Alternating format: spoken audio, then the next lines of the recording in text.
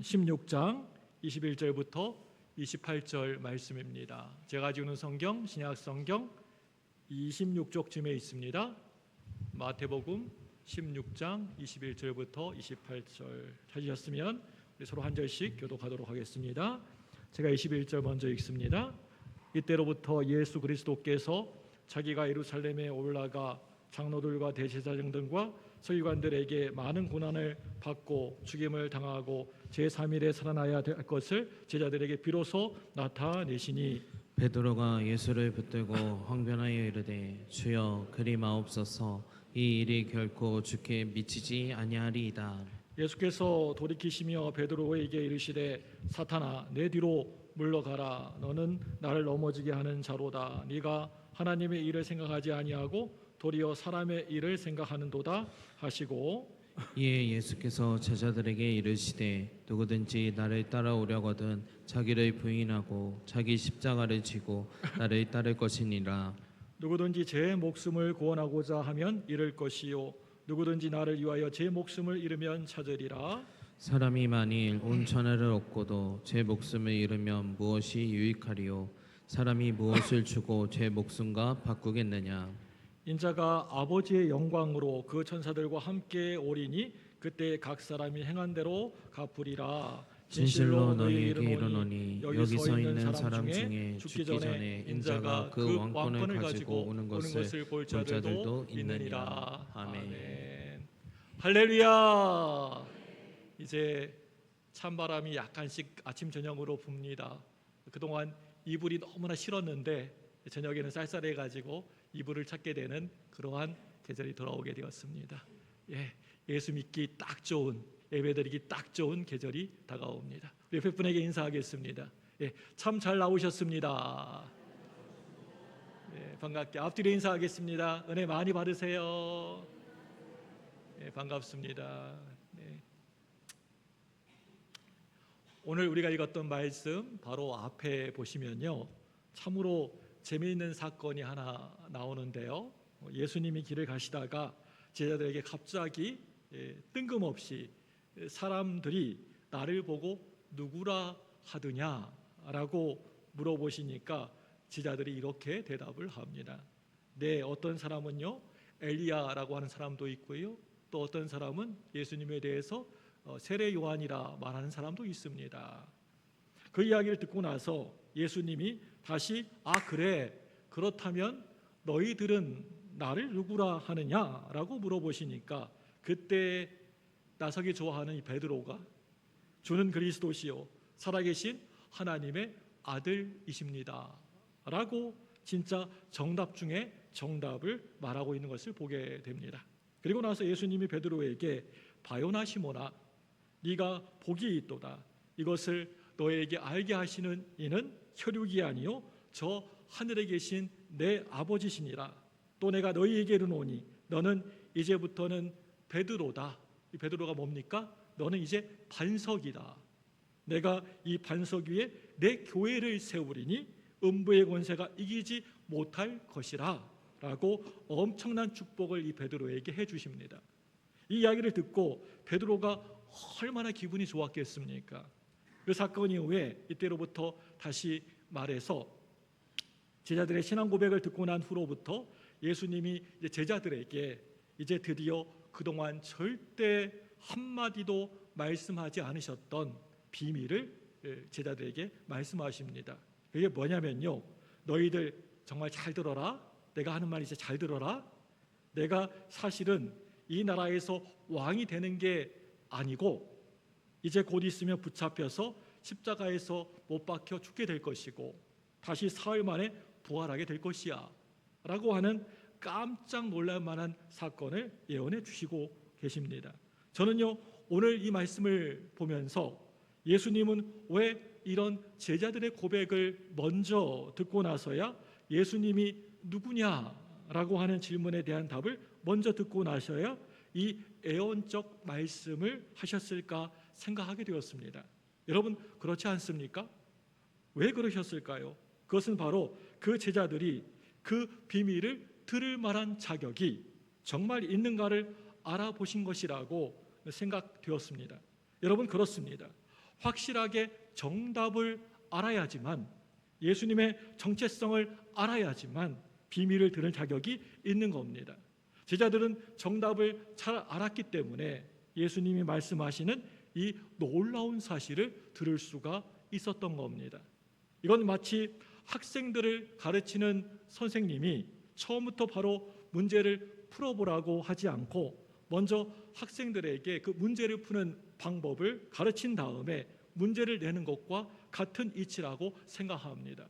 사랑하는 여러분들, 저와 여러분들은 이런 모양 또 저런 모양, 여러 모양으로 은혜를 받았잖아요. 아까 전에 우리 노예 찬양도 모든 것이 다 은혜라고 했는데, 여러분 각양 여러 가지 모습으로 다 은혜들 받으셨잖아요. 우리가 드리는 예배 중에, 또 우리가 하는 기도 중에, 또 찬양 중에 은혜 받게 되고, 그러면 저와 여러분들은 그 은혜에서 반드시 꼭 축복이 뒤따라와야 한다라고 그렇게 생각하지 않습니까? 그런데 그렇지가 못하다는 겁니다. 가만히 보면 늘 은혜 받은 다음에 오히려 더 큰 시험거리가, 더 어려움이 나에게 찾아올 때가 더 많습니다. 은혜 받고 난 다음에 그 은혜하고 맞먹을 만한 엄청난 시험이, 고난이 내 앞에 떡하고 기다리고 있다라고 하는 말입니다. 여러분, 그렇다고 해서 그런 은혜 난 절대 안 받아, 은혜 받으면 시험 온다는데, 고난이 온다는데 나 그런 은혜 받기 싫어, 그런 은혜 안 받아 라고 하면 안 되십니다. 은혜 받으셔야 합니다. 우리 예수 믿는 사람 그 은혜의 힘으로 살아가는 것입니다. 그렇다면 하나님이 왜 우리에게, 저와 여러분들에게 은혜를 주시는 걸까요? 하나님이 은혜 주시는 목적이 그게 뭘까요? 한번 깊이 생각해 보셔야 합니다. 그건요, 바로 은혜 뒤에 올 시험이나 고난을 이기게 하기 위해서 나에게 그런 은혜를 주신다라고 하는 것입니다. 하나님이 나에게 이런저런 은혜를 주시는 목적은요, 그 이유는요, 바로 그 은혜 뒤에 다가올 고난을 넘어가기 위한 힘을 주시기 위해서 저와 여러분에게 은혜를 주시는 겁니다. 믿습니까? 그래서 내가 은혜를 받으면요, 그것도 많은 은혜를 받으면요, 긴장을 여러분 많이 하셔야 됩니다. 은혜가 많을수록 긴장하셔야 돼요. 내가 은혜 받았다고 해서 그걸로 끝이 아니라고 하는 말입니다. 여러분, 그래서 성경은 뭐라고 하고 있습니까? 고린도전서 10장 12절 말씀 볼까요? 같이 읽습니다. 시작. 그런즉 선줄로 생각하는 자는 넘어질까 조심하라. 한 번 더 읽겠습니다. 시작. 그런즉 선줄로 생각하는 자는 넘어질까 조심하라. 뭐라고 말씀하고 있습니까? 우리가 예수 믿고 신앙생활하면서 여러분 은혜 받으면 너무너무 좋잖아요. 너무너무 막 힘이 나고 막 신나잖아요. 은혜 받으면. 그런데 그게 다가 아니라고 하는 겁니다. 은혜 받고 난 다음을 더 조심하라고 하는 겁니다. 그 다음에 올 시험을 잘 치러야 하는 겁니다. 이게 정말 여러분 너무나 중요합니다. 오늘 말씀 보시면요, 베드로가 이 신앙 고백을 하고 나서 얼마나 큰 축복을 받게 되었습니까? 그런데 예수님이 말씀하신 비밀을 듣고 나서 베드로는 뭐라고 하는 줄 압니까? 예수님께? 마태복음 16장 22절입니다. 한번 읽어보겠습니다. 같이 시작. 베드로가 예수를 붙들고 황변하여 이르되 주여 그리 마옵소서, 이 일이 결코 죽게 미치지 아니하리라. 내가 십자가에 달려 죽을 것이다 라는 말을 듣고 베드로가 한 말입니다.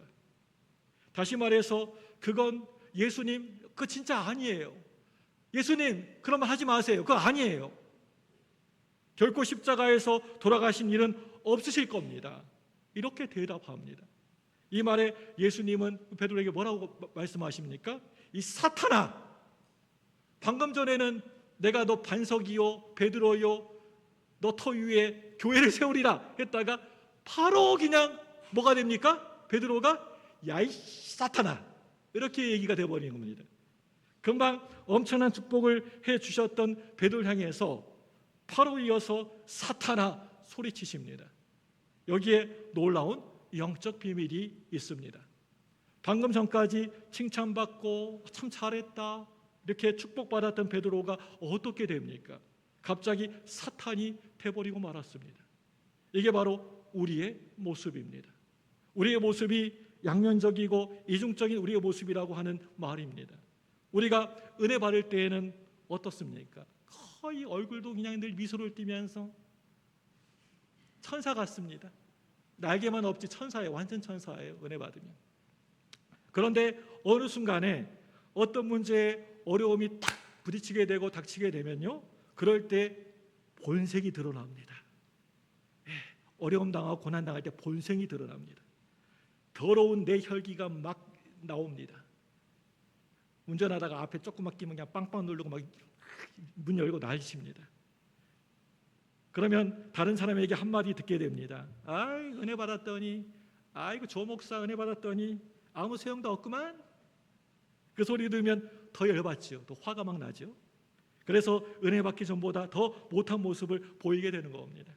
여러분, 저와 여러분들은 나 스스로 생각하기를 자신의 모습을 잘 알고 있다고 생각하시죠. 내가 나를 제일 잘한다고 생각하시죠. 그런데 아니라고 하는 말입니다. 잘 알 것 같지만 사실은 잘 몰라요. 오늘 말씀은요, 우리가 예수님을 따라가는 것, 그게 과연 뭔지를 가르쳐주고 있는 말씀인데요, 이 시간 저와 여러분들이 예수님 앞에 이렇게 나와서 예배 드리고 또 예수님을 정말 사랑한다고 하면서 예수님을 따른다고 그렇게 말하지만 내가 예수님을 따른다라고 하는 것이 과연 그게 어떤 것인가를 생각해 보도록 하겠습니다. 첫째로요, 내가 주님을 따른다라고 하는 것은요, 자기를 부인하는 것입니다. 내가 주님을 따른다, 첫 번째가 뭐라고요? 자기를 부인하는 것이다. 우리는요, 예수 믿으면서 또 신앙생활하면서 명예와 물질 권세를 포기해야 한다 하고 포기하겠다라고 그렇게 말은 너무나도 잘 하는 것 같습니다. 그런데 그것보다 먼저 해야 될 일이 있는데요, 그건요, 자기를 부인하는 일입니다. 자기 자신을 부인하는 일은요, 물질과 명예, 권세를 포기하는 일보다 사실 훨씬 더 그거 힘들고 어려운 일입니다. 가만히 보면요, 이 세상 모든 것을 다 버릴지어도 자기 자신을 버리지 못하는 존재가, 자기를 부인할 수 없는 존재가 바로 나 자신, 우리 자신이라고 하는 겁니다. 나 자신 쉽게 포기하지 못합니다. 여기에서 자기 부인은요, 자포자기가 아니라 자신의 야망에 대한 포기를 말합니다. 여러분 안에 숨겨진 깊은 야망을 포기하라고 하는 겁니다. 오늘 말씀에서 베드로는 주는 그리스도시요 살아계신 하나님의 아들이라고 고백했는데, 그 안에는 예수님이 이제 예루살렘의 임금이 왕이 되시면 내가 거기에서 한 자리 정도는 높은 자리에 앉겠지 하는 야망이 도사리고 있었는지도 모르겠습니다. 예수님은 그런 야망조차도 포기해야 한다라고 말씀하고 계십니다. 여러분, 다른 게 아니라 그게 주님을 따르는 길입니다. 사랑하는 여러분들, 내가 예수 믿고 신앙생활 하면서 베드로처럼 이런 신앙 고백, 주는 그리스도시요 살아계신 하나님의 아들이었소이다, 이렇게 멋진 신앙 고백 멋지게 하면 내 속에 있는 모든 야망들이 다 그냥 눈동듯이 자연스럽게 사라져 버릴까요? 그렇지가 않습니다. 베드로가 주는 그리스도시요 살아계신 하나님의 아들이라고 이렇게 한번 신앙 고백을 했다고 해서 그 안에 있는 야망들이 한순간에 눈 녹듯이 없어지거나 사라지는 게 아니라고 하는 겁니다. 내가 부흥에 한번 참석했다고 해서, 말씀 부흥회, 심령 부흥회 한번 참석했다고 해서, 어떤 집회에 갔다 와서 은혜 많이 받았다라고 해서 갑자기 내 안에 있는 죄악들이 사라져 버리거나 멈춰지는 게 아니지 않습니까? 내 성격이, 내 성질이 사라지는 게 아니지 않습니까? 여러분, 내 구습이 은혜 받았다고 사라지나요? 그렇지 않아요. 막 눈물 콧물 다 쏟아내면서 열심히 간절히 기도했다고 다시는 같은 잘못을 되풀이하지 않을 것 같아 보이시죠? 그런데 아니라고 하는 것입니다. 왜 그런 줄 아세요? 내 안에 내가 너무나 크기 때문입니다. 내 안에 내가 너무 커서, 내가 지은 노래입니다. 네. 자기 부인은요, 내 속에 있는요, 나 자신을 죽이는 겁니다. 연말에 뉴스를 보게 되면요, 가끔 수능 시험을 치르고 나서 결과가 나오게 되면 삶을 포기해버리고 자살하는 학생들이 간혹 종종 있습니다. 자살해버리면 자기 자신을 부인한 행동인 같아 보이죠. 그런데 사실은 그 자기 부인이 아닙니다. 여러분 알고 있나요? 자살은 자기 부인이 아니라 자기 자신에 대한 최고의 자기 긍정을 표현하는 행위입니다.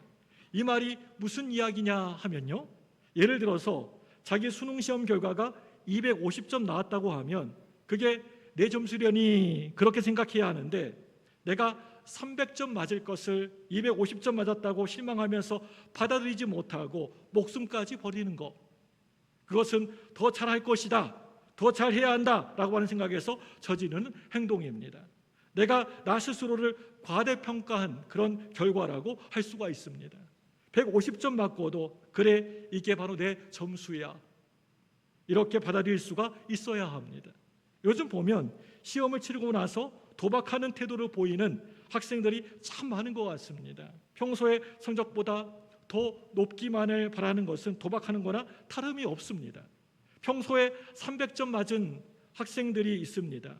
그런데 그 학생이 350점 맞기를 기대하면서 열심히 이렇게 하나님께 기도했는데 320점이 나왔다고 하면 이 학생은 평성보다 더 잘 본 거잖아요. 그런데 기대했던 점수의 높이를 맞추게 되면 30점이나 모자라다라고 생각하는 것과 같습니다. 평생 살아온 내 모습을, 나 자신이 그냥 순수하게 그 모습을 내가 받아들이는 것, 이게 자기 부인입니다. 많은 사람들이 월요일부터 토요일까지 적당히 대충 그냥 세상의 사람들이랑 같이 그냥 섞여가지고 주일날 딱 하루 은혜 받으려고 하는 것, 그건 저는요 도박이라고 말하고 싶습니다.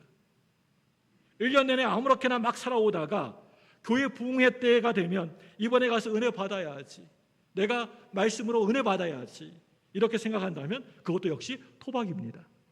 여러분, 신앙은요 절대 결코 도박이 아닙니다. 신앙은요 내가 준비된 만큼 그대로 받게 되어 있습니다. 내가 꼭 원하는 결과가 아니더라도 그 나온 결과에 대해서 하나님의 뜻이라고 알고 받아들이는 것, 내 뜻이 아니라 하나님의 뜻을 받아들이는 것, 이게 자기 부인의 바른 태도입니다. 우리 성도님들 중에는요, 제가 뭘 부탁드리거나 우리 한번 같이 한번 해봅시다 라고 하면 해보기는 하지만요 안 될 것 같은데요 라고 말하는 성도님도 계시고요, 그런 부류의 성도님도 계시고, 또 한번 해보지요 라고 하는 성도님도 계십니다. 무슨 일이든 그렇습니다. 자기 부인이 제대로 잘 안 된 사람은요 이것저것 제기를 좋아하고 순종하기가 쉽지 않습니다. 그런데 자기 부인이 아주 잘 된 사람은요 말씀을 무조건 순종하고요 모든 것을 긍정적으로 받아들이는 것을 보게 됩니다. 순종 자체가 자기 부인이라고 할 수가 있습니다. 둘째로요, 예수님을 따르는 길은요 자기에게 주어진 십자가를 지는 것입니다. 둘째로 뭐라고요? 자기에게 주어진 십자가를 지는 것이다. 자기 부인이라고 하는 것은 자기 십자가를 내려놓는 것을 의미하는 것이 절대 결코 아닙니다. 내 십자가를 내려놓는 거 그 자기 부인 아닙니다. 자기 십자가를 지고 묵묵히 걸어가는 게 그게 자기 부인입니다. 십자가 내려놓는 거 아니에요. 짊어지고 가는 겁니다. 저는요 설교를 준비하다가 가끔 십자가를 지고 가시는 예수님을 묵상하고 생각할 때가 있습니다. 하나님 아들이신 그 예수님이 골고다 언덕에 십자가를 지고 한 걸음 한 걸음 걸어 올라가십니다. 여러분, 그때 예수님이 할 말이 없으시겠어요? 능력이 없으시겠습니까? 그런데 예수님은 아무 말씀 한마디 말도 하지 않으시고 그저 묵묵히 걸어가십니다. 십자가를 내려놓으면 어때요? 그 무겁잖아요. 그러니까 내려놓고 가시면 어때요? 그런데 끝까지 그 무거운 걸 지고 가십니다. 다른 게 아니라 이게 바로 자기 부인입니다. 여러분, 잘 기억하시기 바랍니다. 여러분의 집안이 대대로 미신 믿는 집안이고 또 우상 숭배하는 그런 집안이라면 이제 여러분 대에서 그 미신 우상을 다 집어치워버리고 바로 여러분들이 그 십자가 지셔야 합니다. 그 십자가 지셔야 합니다. 다른 사람에게 그 십자가 떠넘기지 마세요. 무겁다고, 힘들다고. 이거 짊어지라고 떠맡기지 마세요. 내가 뭐 믿지 않는 집에 시집 갔다 장가 갔다 결혼했다 그런 얘기하지 마시고 그거 다 여러분의 십자가입니다. 끝까지 여러분이 짊어지고 가셔야 합니다. 예수님을 믿는다고 하는 사람들이 이 십자가 지고 가는 게 너무 힘들다고 다른 사람에게 떠넘기면 되겠습니까? 여러분 그거 아니에요. 그 십자가는요 예수님을 믿는 우리가 짊어져야 하는 겁니다. 우리 집안의 저주를 내가 다 감당하리라. 내 대해서 끊어지고 그리스도의 축복이 우리 가정에 임하게 될 줄로 믿습니다. 이래야만 하지 않겠습니까?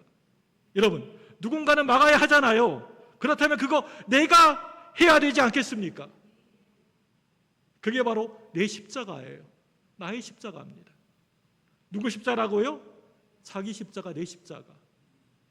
예수님이 왜 십자가에서 돌아가셨을까요? 그건 저와 여러분의 비전을 위해서 또 저와 여러분의 구원을 위해서 십자가를 짊어지시고 십자가에서 돌아가신 것입니다.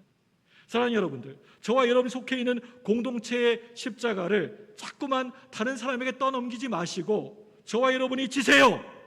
다 받아 짊어지세요. 그게 바로 저와 여러분의 십자가인 줄로 믿습니다. 말로 싸우고 부정하고 거부하지 마세요. 짊어지고 가는 것이 그게 그리스도인에게 가장 맞는 인생입니다. 여러분 생각해 보시기 바랍니다. 예수님이 지금 이 시점에서 하실 말씀이 전혀 없으셨을까요? 말을 하실 줄 몰랐을까요? 자기 십자가라고 하는 말을 절대 오해하지 마시기 바랍니다. 여기에서 자기 십자가란 내가 지은 죄의 대가도 아니고요, 또 내가 뿌린 대로 거두는 그런 십자가도 아니라고 하는 겁니다. 자기 십자가는요 다른 사람을 위해서 내가 지는 십자가가 그게 자기 십자가입니다. 그건요 내가 짊어지셔야 합니다. 그래야 그리스도인입니다. 힘이 별로 없어서 말을 못해서 능력이 없어서가 절대 결코 아닙니다. 내가 내 십자가를 지고 가는 것입니다. 마태복음 11장 28절 말씀 볼까요? 같이 한번 읽어보겠습니다. 시작. 수고하고 무거운 짐진 자들아 다 내게로 오라. 내가 너희를 쉬게 하리라. 아멘. 그 다음에 이어지는 말씀이 뭡니까? 내가 대신 져주겠다. 예수님이 내가 대신 져주리라 아니잖아요. 내가 너희를 쉬게 하리라 하잖아요. 이 말씀이 무슨 말씀인 줄 아세요? 쉬었다가 다시 들라고 하는 이야기입니다. 팽개치지 말고 다시 십자가 들라는 겁니다. 힘들다고 내려놓고 그냥 가버리면 안 됩니다. 이 시간 저와 여러분들은 모두 다 수고하고 무거운 짐진 자들입니다. 여기에요. 여기 교회는요 휴게소예요. 잠시 쉬면서 은혜를 공급받는 곳이 바로 이 교회입니다. 저와 여러분들은 주일날 여기 와서 반드시 꼭 은혜 받으셔야 합니다. 어디에서 여러분 은혜 받으실 거예요? 여러분 놀이공원에서 받으시겠어요? 카페에서 받으시겠어요? 아니면 어디에서 여러분 직장에서 받으시겠습니까? 은혜를? 어디에서 받으시겠습니까? 이 교회에서 은혜 받으셔야 돼요. 왜냐하면 여기에서 받은 은혜로 또 한 주일을 내가 살아가야 하기 때문입니다. 저와 여러분이 은혜 받지 않으면요 일주일을 살아갈 수가 없습니다. 저와 여러분들을 살아가게 하는 배터리를 지금 이 시간 충전하셔야 합니다. 그것으로 일주일 동안 여러분 그거 쓰시는 것입니다. 여기 우리 앞에 시험 문제가 있다면 이 문제를 푸는 방법을 배워야 합니다. 문제가 어렵다고 좀 힘들다고 건너뛰는 방법을 배우는 게 아닙니다. 풀기 어렵다고 그 귀찮다고 지우개로 그 문제를 지워버릴 수 없는 거잖아요. 그거 아니잖아요. 그게 해결 방법이 아닙니다. 어렵다고 힘들다고 건너뛰고 다른 문제를 푼다? 그것도 아닙니다. 그 문제를 내 문제로 받아들이고 씨름하면서 함께 풀려고 하는 노력을 하는 겁니다. 그게 바로 십자가를 지는 자세입니다. 셋째로요, 예수님을 따르는 길은요 오직 예수님께만 집중하는 겁니다. 예수님을 따르는 길, 예수님께 집중하는 것이다. 자기 부인이란 단순히 부인만 하는 게 아닙니다. 단순히 자기 부인만 한다면 그것은요 무조건 반대를 위한 반대를 하는 사람이라고 할 수가 있습니다. 한마디로 반대하기 위해서 반대하는 거예요. 늘 이런 식입니다.